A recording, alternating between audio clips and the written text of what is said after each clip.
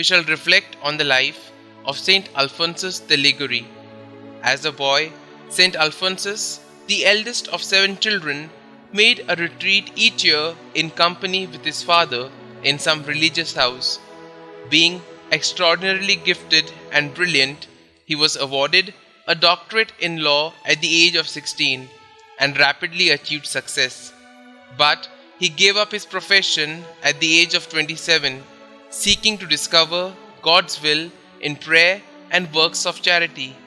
Joining the Neapolitan propaganda, he aided these priests who were giving vivid and inspiring missions among the poorest of the poor, and was himself ordained priest in 1726.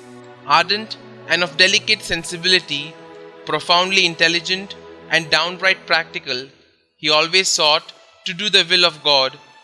Thus, on the 9th of November 1732, he founded the Congregation of the Most Holy Redeemer, the Redemptorists, and for 20 years travelled about the province of Naples, gaining numerous conversions through his mission apostolate.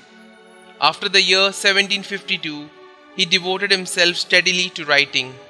His great work on moral theology holds to the golden mean between the excessively lenient and the exaggeratedly rigorous schools of thought. This prince of moral theologians had a remarkable devotion to Our Lady and the Blessed Sacrament, and this spurred him to compose the many dogmatic and ascetical works for which he is famed.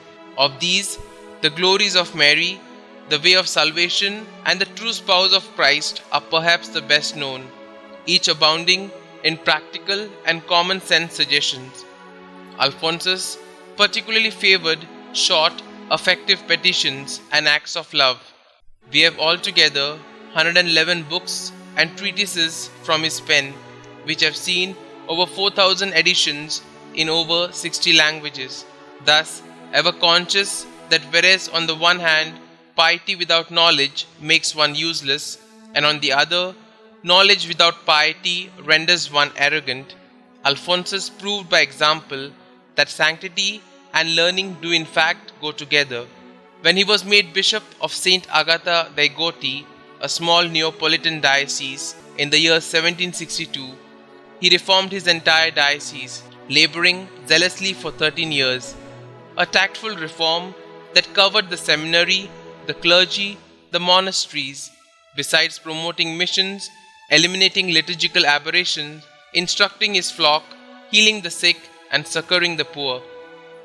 Weakened by severe austerities and the unbelievable scope and intensity of his pastoral work, Alphonsus was victim to a severe attack of gout and rheumatic fever, which left him partially paralyzed to the day of his death. Not until 1755, however, did the Pope acquiesce to his request to be relieved of his episcopal duties.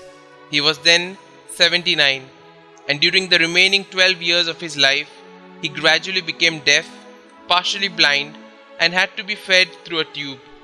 Worse still, in the year 1780, he was tricked into signing a submission for royal approval of his congregation, a submission that greatly altered the original rule approved by Pope Benedict XIV in the year 1749.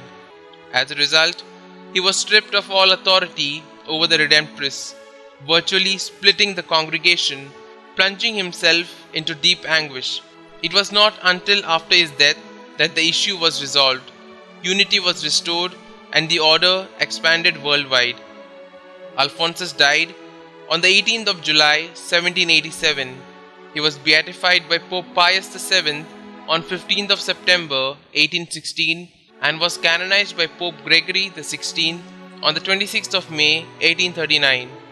He was declared Doctor of the Church by Pope Pius IX on the 23rd of March 1871. The first and only professional moral theologian to have been canonized, St Alphonsus is the patron of teachers of moral theology and of confessors.